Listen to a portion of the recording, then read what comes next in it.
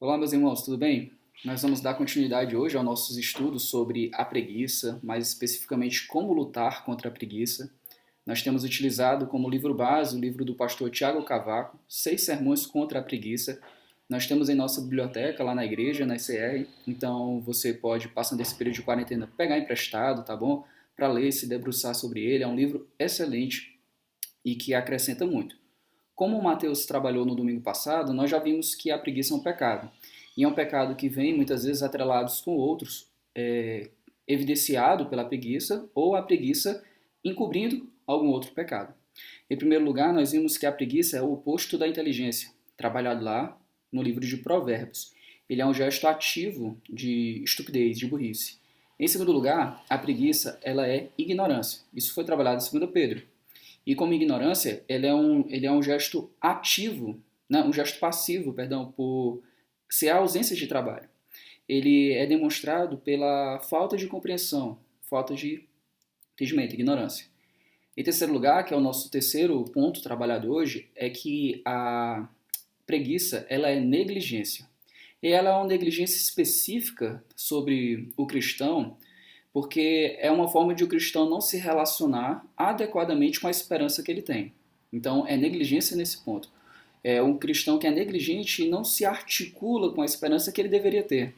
A esperança para nós não é um otimismo cego, um otimismo teimoso, mas é revelado através do cristão acerca da compreensão adequada da realidade. O cristão não nega a realidade. O cristão tem a realidade como realidade. E por isso ele não vai ver as coisas nem de uma forma negacionista, pessimista, e nem num otimismo bobo, um otimismo vazio. Porque para o cristão, a realidade se submete à vontade de Deus. Deus tem criado e sustentado a realidade. A esperança para o cristão é o reconhecimento de que Deus tem trabalhado e de que é Deus quem molda e quem manda no mundo que nós vivemos. Nós podemos dizer que a esperança para o cristão é confiar no trabalho que Deus faz e no trabalho que Deus tem feito. Nesse terceiro ponto, o texto que o Tiago Cavaco vai utilizar está lá em Hebreus. Hebreus capítulo 6, versículos 11 e 12.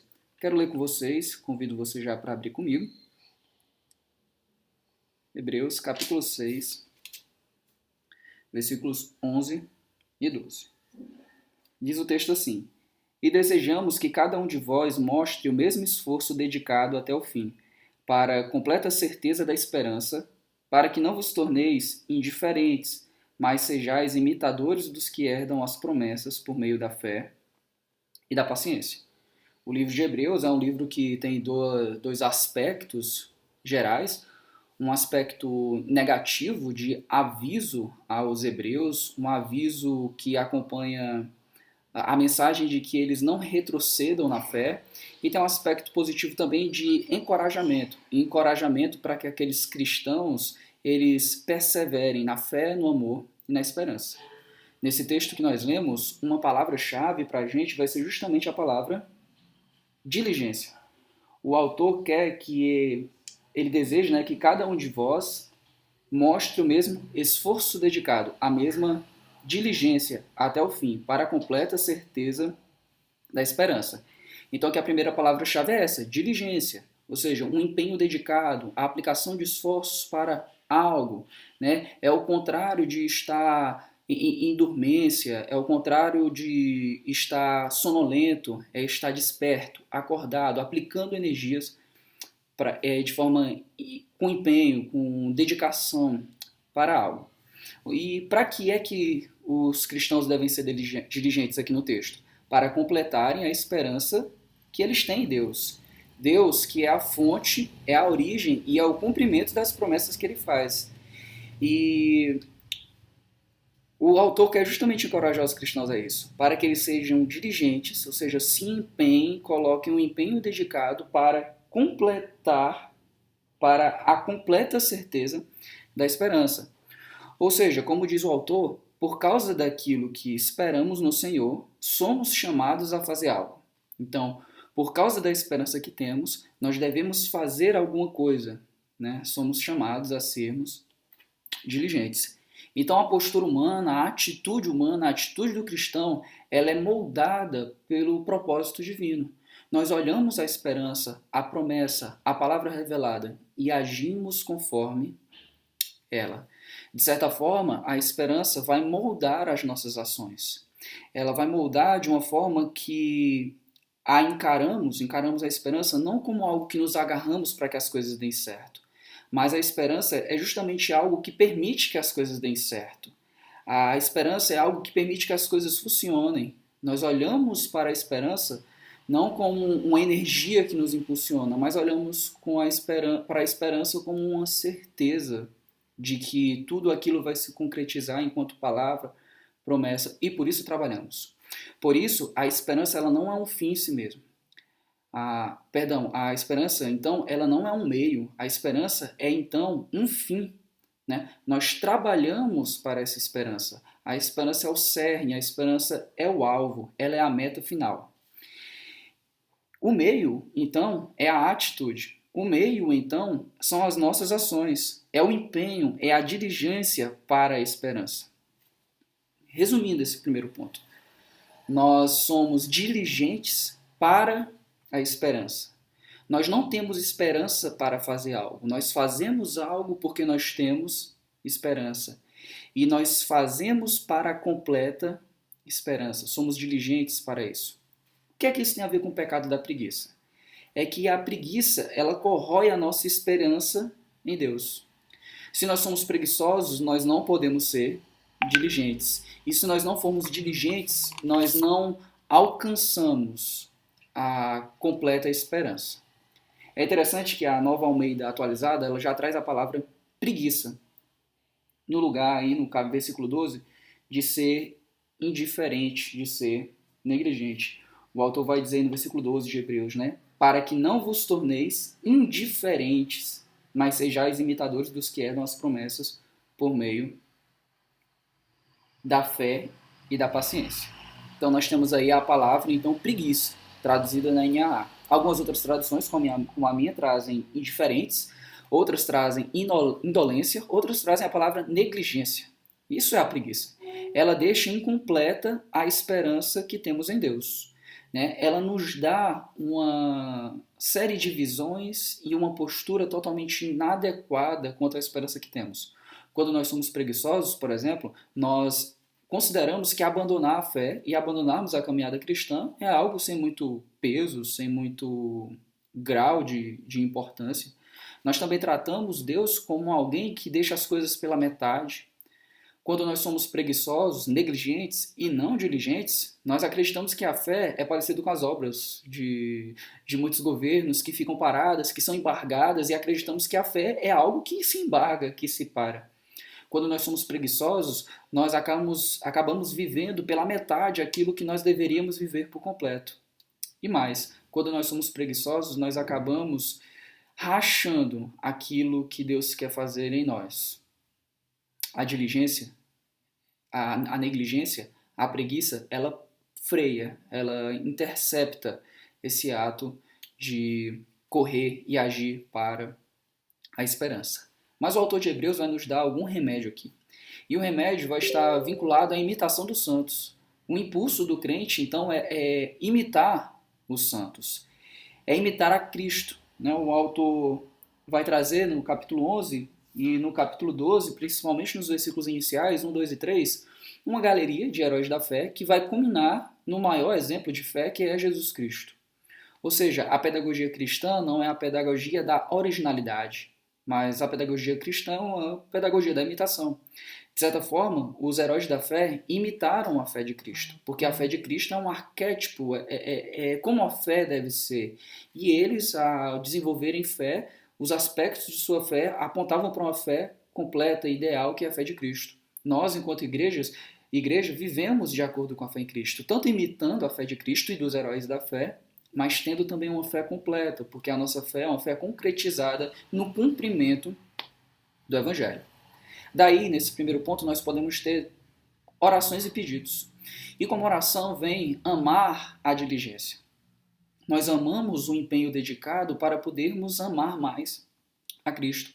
Uma outra oração, um outro pedido relacionado a essa luta contra a preguiça negligente e contra esses aspectos da esperança, é que nós podemos orar a Deus por mais esperança e orarmos para perseverarmos, para que a esperança seja sempre esse nosso alvo e trabalhemos para a completa esperança.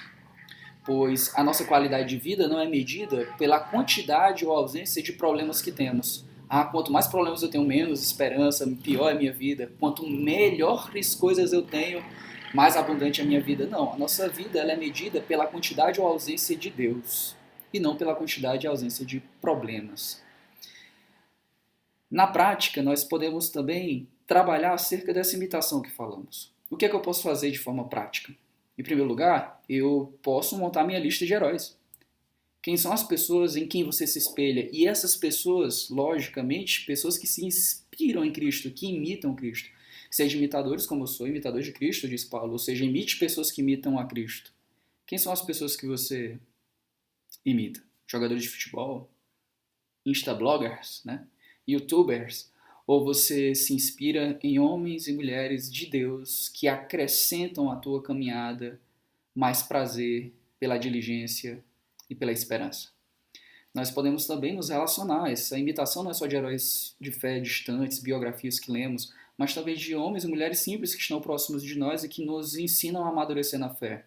Jovens que procuram adultos e homens maduros, mulheres, moças que procuram mulheres maduras para aprenderem uns com os outros. Outra coisa que nós devemos colocar em prática é a paciência. A paciência precisa de prática. A paciência, ela não é esperar negligentemente. Paciente não é aquele que somente espera sem fazer nada. Na verdade, a paciência tem muito mais a ver com determinação, com obstinência, né? Um atleta, por exemplo, se você começar qualquer esporte, você vai ver que eles querem resultados rápidos, mas os resultados só vêm depois de muito trabalho. É por isso que muitos mestres, muitos coaches, né, no sentido de técnicos, eles vão chegar para os atletas iniciantes e dizer paciência. Porque a paciência é a determinação e a obstinência em esperar os resultados acontecerem. E no que diz respeito à fé, promessas e esperança, é esperar que Deus faça no tempo propício, no tempo dele, aquilo que ele quer realizar em nós.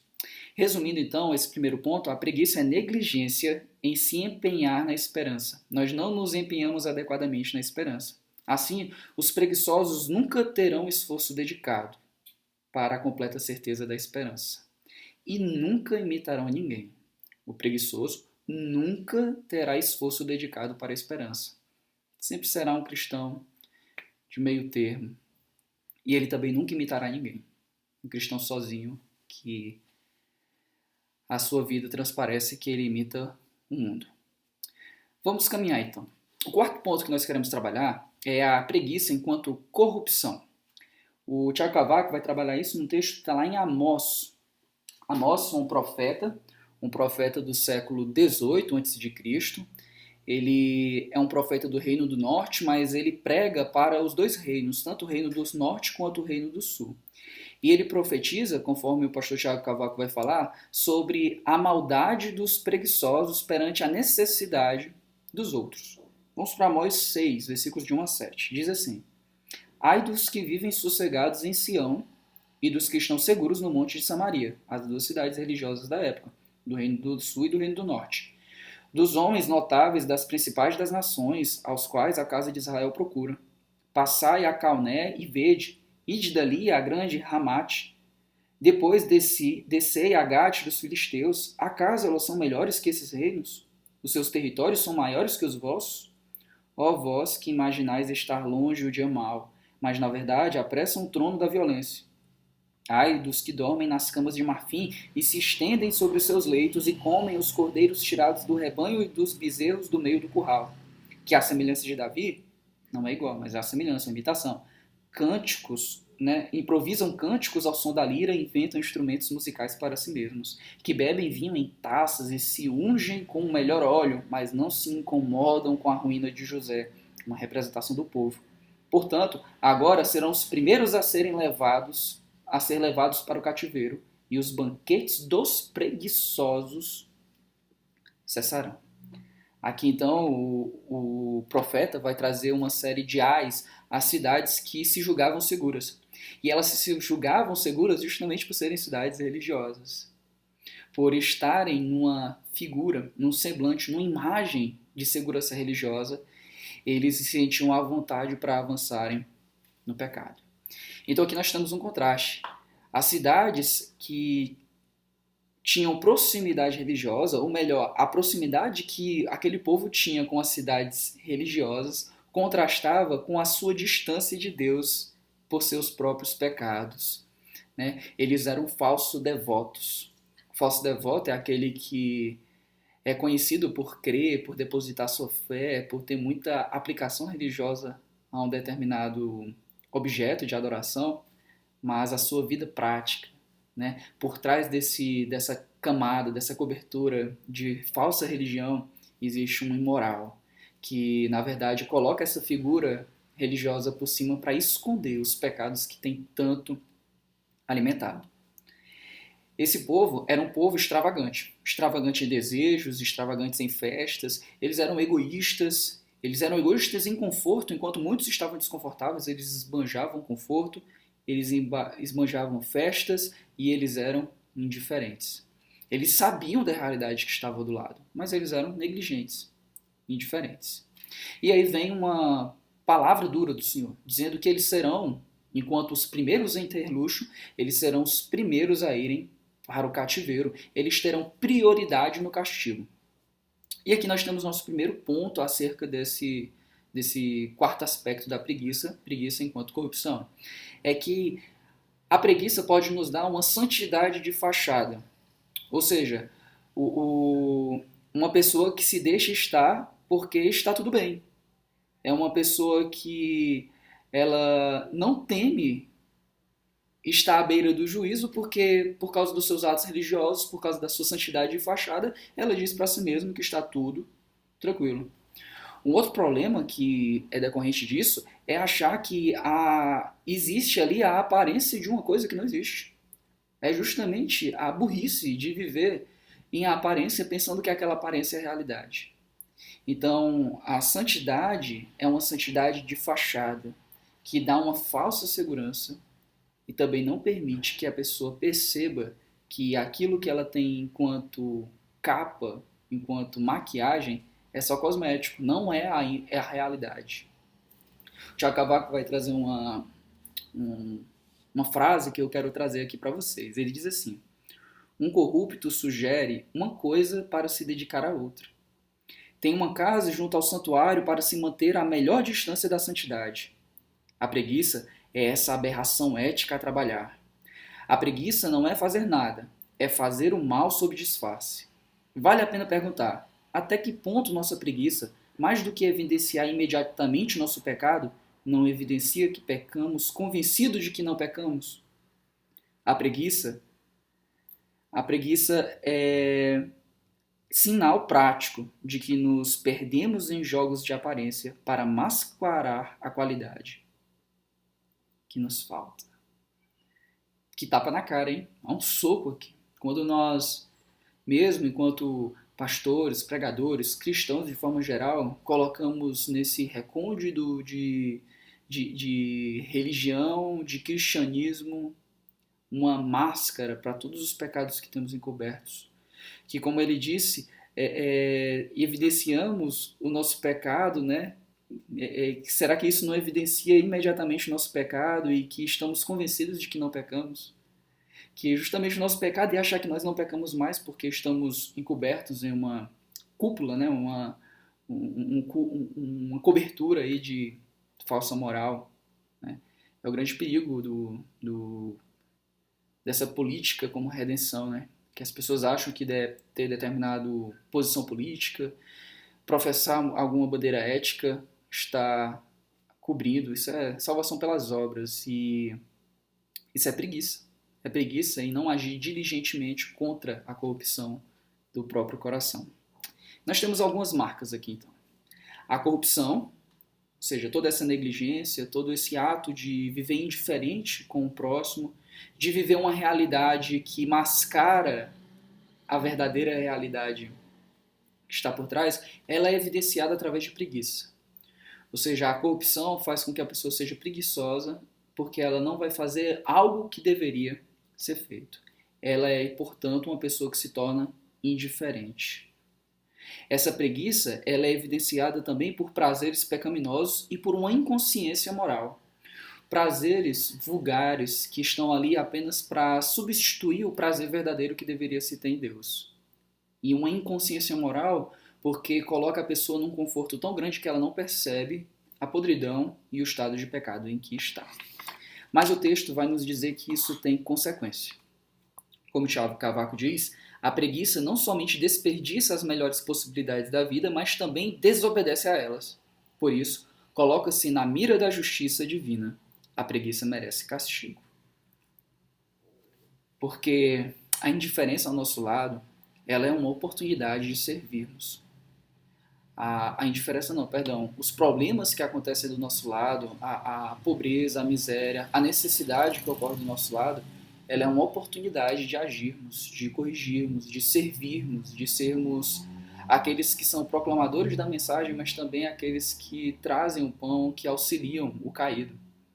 E quando nós somos corruptos e cobrimos essa corrupção com uma máscara de mentira, com a santidade de fachada, nós nos tornamos preguiçosos por não agirmos mediante as oportunidades. Temos a impossibilidade diante de nós de compartilhar o pão. Temos diante de nós apenas a absolutização dos nossos bens e perdemos a oportunidade justamente de mostrar que os nossos bens não são os nossos ídolos e podemos abrir mão deles e de parte deles para servir o próximo. Mas para isso é necessário romper com a vida de aparência e com a corrupção, que não é um modo eficaz de cuidar dos outros. A corrupção, ela cuida e se mostra compassiva com o pobre, mas de uma forma que não auxilia, que não ajuda, porque ela é apenas um ato religioso. Tem muita gente que esconde a corrupção através de políticas que vão auxiliar os pobres e tal, mas que não tira ninguém da verdadeira miséria. Muitos, a nível individual, se fazem também de falsa religião, uma religião de obras, em que a obra é justamente ajudar os necessitados, mas nunca ajuda da forma que deveria ser. Não dá atenção, não dá o cuidado necessário, só joga moeda, porque é mais difícil fazer o que deveria ser feito, porque a corrupção pode ser escondida através da preguiça. Espero que tenha sido claro, se não, me perdoe, mas manda sua mensagem, se lembra, né, você que é nosso membro, você também que está nos assistindo, de curtir, de subscrever o canal, de curtir o vídeo, de colocar o sininho, para que nesses dias aí de quarentena você esteja recebendo os nossos vídeos, seja do culto de doutrina, da doutrina em si, do estudo da EBD ou do sermão da noite do domingo, tá bom? Seja bem-vindo aqui, coloca o seu comentário. O pessoal da igreja que tiver qualquer dúvida, manda uma mensagem no WhatsApp, manda uma mensagem por aqui também que a gente vai tentar responder, tá bom? Vamos lutar juntos contra a preguiça.